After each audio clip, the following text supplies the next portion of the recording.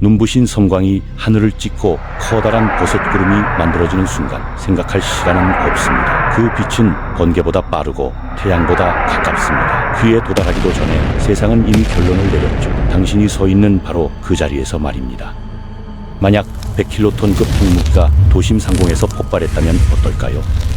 히로시마의 리틀보이가 15킬로톤, 나가사키의 펜맨이 21킬로톤. 지금 머리 위에서 터진 건 인류가 실제로 사용했던 그 어떤 핵폭탄보다 거의 5배나 강력한 힘입니다. 이건 영화도 게임도 아닙니다. 버튼 하나, 몇 초의 시간, 그리고 거리 차이만으로 운명은 완전히 갈립니다. 거리별로, 시간 순서대로 그날 하늘 아래에서 벌어지는 일을 하나씩 짚어보겠습니다. 준비되셨나요? 이제 카운트다운을 시작합니다.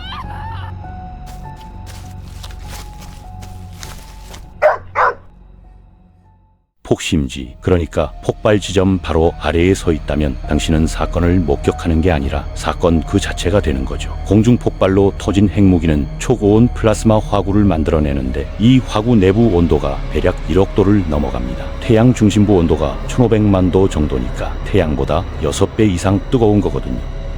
이 정도 열이면 인체는 더 이상 유기체로 기능하지 못하죠. 몸을 구성하는 분자 결합이 순식간에 끊어지면서 당신은 급속도로 팽창하는 기체로 변합니다.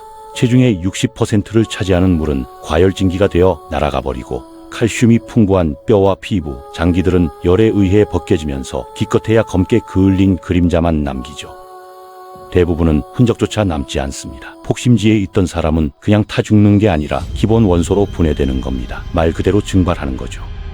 설령 열폭풍이 신체 일부를 아주 조금 비켜갔다 해도 바로 뒤따르는 충격파가 나머지를 완전히 파괴합니다. 핵화구가 급속히 팽창하면서 초음속 압축파, 즉 최대 초과압력파가 발생하거든요. 이게 엄청난 속도로 사방으로 퍼져나가면서 모든 걸 짓눌러버리는 겁니다. 당신 피부 1제곱인치마다 18톤 트럭 한 대가 올라앉은 것과 같은 압력이 가해지는 거죠. 폐나 비장 같은 부드러운 조직은 즉시 액화되고 뼈는 수백 개의 미세한 파편으로 부서지면서 음속보다 빠른 충격파에 실려 사방으로 날아갑니다. 콘크리트 건물도 먼지로 변하는 마당에 인체가 저항할 방법은 전혀 없는 거거든요. 폭심지에서는 다치는 게 아닙니다. 원자 단위로 찢겨나가는 거죠. 고통도 없고 그냥 순간적이고 완전한 소멸만 있을 뿐입니다. 폭심지에서 약 300m, 미식축구장 3개의 길이만큼 떨어진 곳에서는 상황이 즉각적인 기화에서 더 끔찍한 무언가로 바뀝니다. 거의 순간적인 죽음이지만 잠깐 동안은 자신을 죽일 것이 무엇인지 정확히 보게 되거든요. 이 거리에서 파악의 순서는 기본 물리법칙, 그러니까 빛의 속도 대 소리의 속도에 의해 결정됩니다. 이게 짧지만 고통스러운 인식의 창을 만들어내죠. 파괴의 힘이 당신을 따라잡기 전에 눈부신 섬광을 인지할 시간이 딱 그만큼 주어지는 겁니다. 가장 먼저 당신을 덮치는 건 열 펄스, 즉 엄청난 에너지와 빛의 폭발이죠. 폭발이 일어난 순간 당신은 1000개의 태양보다 밝은 섬광을 보게 됩니다. 직접 쳐다보지 않아도 대기 중에 산란된 빛의 강도만으로 눈꺼풀 뚫고 들어올 정도거든요. 이게 찰나에 불과하지만 엄청난 복사 에너지를 쏟아붓습니다. 당신의 눈은 이 엄청난 에너지 폭발을 망막의 섬세한 조직에 직접 집중시키죠. 응축된 열광선이 망막을 즉시 지지면서 간상세포와 원추세포를 태워버리고 사실상 융합시켜버립니다. 손상이 너무 심해서 섬광 실명을 일으키고 거의 확실하게 영구적인 전맹 상태가 되는 거죠. 하지만 화구가 당신에게 도달하기 전까지 그걸 이해할 시간은 찰나에 불과합니다. 열 에너지가 너무 강렬해서 시신경과 안구 내부의 액체까지 과열시킬 수 있고 그러면 눈이 폭파하기도 하거든요. 폭심지에서 300m 떨어진 곳에서는 에너지가 가연성 물질을 즉시 점화할 만큼 강력합니다. 당신이 입은 옷은 순식간에 기화되면서 불에 타버리죠. 공기가 과열되면서 노출된 피부 전체에 즉각적으로 3도 화상을 입힙니다. 피부의 수분이 너무 빠르게 끓으면서 모공 안에서 작은 증기 폭발을 일으키고 조직을 찢어놓는 거거든요. 피부가 익으면서 벗겨지고 그 아래 근육이 파괴됩니다. 신체 표면이 찰나에 탄화될 수 있죠. 부서지기 쉬운 검게 탄 층으로 변하는 겁니다.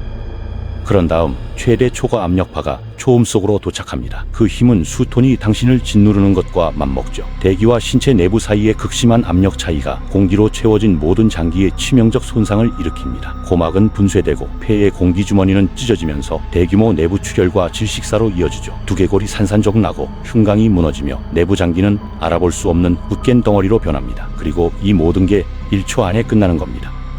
약 800m 떨어진 곳은 심각한 피해 구역의 끝자락입니다. 이 거리에서는 공포가 더 이상 즉각적인 소멸이 아니라 혼란스럽고 폭력적인 죽음이 되죠. 대개는 주변 세계가 무너지면서 일어나는 일입니다. 폭발은 완전한 구조 붕괴를 보장하거든요. 심각한 피해 구역에서는 건물이 구조적으로 온전하거나 심지어 서 있을 것으로 기대되는 경우가 거의 없습니다. 초과 압력파가 구조물에 바람받는 쪽을 강타하면서 갑작스럽고 거대한 압축 하중을 가하는데 이게 순식간에 파괴 한계를 넘어서는 거죠. 벽이 무너지고 지지대가 꺾이며 건물 전체가 폭력적으로 연쇄 붕괴합니다. 내부에 있었다면 낙하하는 잔해에 깔려 심각한 둔상을 입게 되죠. 여파로 이 지역은 묘지로 변합니다. 거리는 몇 층 높이의 잔해로 가득 차고 어떻게든 살아남은 사람들은 1차 및 2차 폭발 부상의 치명적인 연발 공격에 직면하게 되거든요. 1차 폭발 부상은 충격파가 몸을 강타하는 겁니다. 고막은 즉시 파열되죠. 고전적인 폭발 부상으로 알려진 고막 천공입니다. 그리고 이 거리에서도 열 펄스는 여전히 사형 선고나 마찬가지거든요. 더 이상 그 자리에서 탄화시키지는 않지만 복사 강도가 노출된 피부 전체에 2도에서 3도 화상을 입히기에 충분합니다. 단백질을 즉시 응고시키는 열로 피부를 태우고 몸을 쇼크 상태로 만드는 거죠. 폭발은 거대하고 눈에 보이지 않는 새총처럼 작용해서 일상적인 물체를 치명적인 발사체로 바꿔놓습니다. 깨진 창유리는 치명적인 파편이 되고 콘크리트 조각, 나무 파편, 금속 잔해가 높은 속도로 바깥쪽으로 던져지죠. 날아다니는 파편이 당신을 찢어놓으면서 깊은 관통상과 심각한 열상을 입히는데 이 중 어느 하나라도 중요 장기를 맞으면 치명적일 수 있습니다. 그리고 야외에 있다면 폭발의 힘이 당신을 공중으로 날려 강한 힘으로 땅에 내팽개쳐질 겁니다. 이 거리에서는 폭발 후 첫 1분 동안 방출되는 고에너지 감마선과 중성자의 급류로부터 치명적인 방사선량을 받는 게 확실합니다. 여기서 노출량은 수천 라드에 달하거든요. 1000라드 이상의 전신 피폭은 급성 방사선 증후군으로 인한 끔찍한 죽음을 의미하는데 몇 주나 몇 달이 아니라 며칠 또는 몇 시간 안에 죽는 겁니다. 물론 지하 주차장이나 지하철 터널에 숨어 있었다면 물리적 파괴에서 살아남을 수도 있습니다. 하지만 의료 지원을 받는다는 건 불가능한 확률을 극복하는 걸 의미하죠. 치명적인 부상과 치명적인 방사선 노출, 그리고 종말 이후의 풍경을 뚫고 싸워나가야 하는 겁니다. 어떤 신속한 대응도 비현실적이거든요. 실질적으로 800m 거리에서의 생존은 통계적으로 존재하지 않습니다. 약 1.6km 떨어진 곳에서는 중간 피해 구역에 속하게 됩니다. 여기서는 생존이 가능해지죠. 하지만 고통스러울 겁니다. 폭심지의 즉각적이고 잔인한 종말은 압도적인 인간 고통과 무너지는 기반시설, 그리고 방사선이라는 느리고 보이지 않는 도구로 대체되거든요.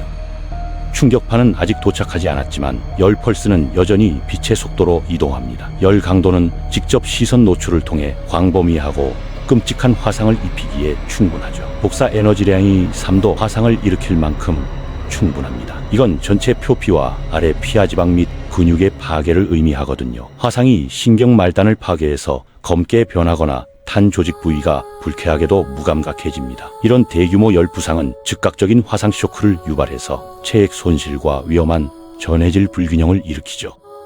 피부 장벽의 갑작스러운 상실과 엄청난 희생자 수가 결합되면서 중간 피해 구역 생존자들이 가장 큰 사상자 집단을 대표하게 됩니다. 하지만 환자 수가 즉시 모든 이용 가능한 병원과 화상 치료실을 압도하죠. 그래서 절실히 필요한 의료 지원을 받는 게 점점 더 어려워집니다. 심지어 검은색 옷도 충분한 에너지를 흡수해서 피부로 전달할 수 있어서 천이 몸에 닿는 곳에 심각한 국소섬광 화상을 일으키거든요. 초음속 충격파가 도착하면 압력은 여전히 파괴적입니다. 철근 콘크리트와 강철 골조 고층 빌딩 같은 더 튼튼한 건물은 서 있겠지만 엄청난 구조적 스트레스를 받게 되죠. 비내력 벽과 창문의 완전한 파괴를 일으킵니다. 하지만 가벼운 상업용 건물과 다세대 주거용 건물은 구조적으로 불안정해질 수 있고 많은 일반적인 목조 주택은 완전히 파괴될 겁니다. 그래서 잔해에 깔리거나 찔릴 위험은 여전히 매우 현실적인 위협이거든요. 충격파의 강풍이 여전히 자동차를 뒤집고 작은 나무를 땅에서 뽑아내며 전신주와 가로등 기둥을 부러뜨립니다. 이런 구조적 폭력이 거리를 전쟁터로 만들어서 잔해와 화재, 뒤집힌 차량이 모든 경로를 막아버리죠. 대피는 어려워지고 종종 중장비 없이는 불가능해집니다. 그리고 그건 도움이 당신에게 도달하는데 시간이 걸린다는 걸 의미하거든요. 부상이 심각하다면 그 시간 안에 죽을 수도 있습니다. 화상과 무너지는 건물에서 살아남는다 해도 여전히 잠재적으로 치명적인 방사선량 범위 내에 있습니다. 야외에 노출된 사람은 누구나 상당한 양의 방사선, 대략 300라드를 흡수하게 되죠. 이건 여전히 심각한 노출 수준으로 급성 방사선 증후군을 일으키는 게 확실합니다. 이 정도에 노출된 거의 모든 사람이 몇 시간 내에 병에 걸려서 심한 메스꺼움과 구토, 설사 증상을 보이게 되는데 방사선이 위장관과 골수의 세포를 파괴하기 때문이거든요. 전문적인 치료나 집중적인 지지치료 없이는 이 선량에 노출된 사람의 약 절반이 다음 몇 주 또는 몇 달에 걸쳐 사망하게 됩니다. 주로 백혈구 생산 붕괴로 인한 감염과 내부 출혈 때문이죠. 그리고 이 초기 노출은 시작에 불과합니다. 단수명 감마 방출 낙진이 지구로 다시 떨어지면서 상승한 방사선 수준을 포함한 2차 위험으로 더 악화되거든요.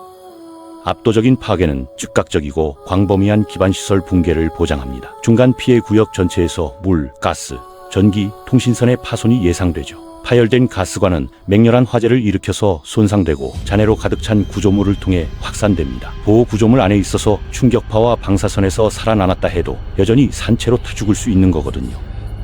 약 8km 떨어진 곳에서는 즉각적인 위협이 완전한 구조 붕괴에서 2차 효과와 열펄스에 의한 대량 사상자로 전환됩니다. 파괴력이 여기서는 더 분산되거든요. 충격파가 건물과 지형, 심지어 대기에서 반사되면서 예측할 수 없는 국지적 파괴 지점을 만들어내는데 이게 경고 없이 덮칠 수 있습니다.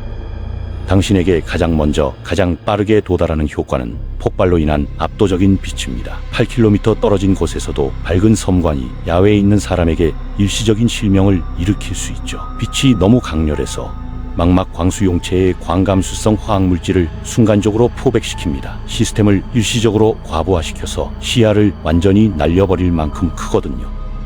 섬광 실명은 피해자가 폭발 방향을 보고 있지 않아도 발생할 수 있는데 빛이 대기 입자와 구름에서 산란되고 반사되기 때문입니다. 이 효과는 몇 초에서 몇 분까지 지속될 수 있죠. 열 복사의 강도는 여전히 광범위하고 심각한 화상을 입히기에 충분합니다. 1도 화상은 날씨에 따라 폭발 지점에서 8km 너머까지 도달할 수 있거든요.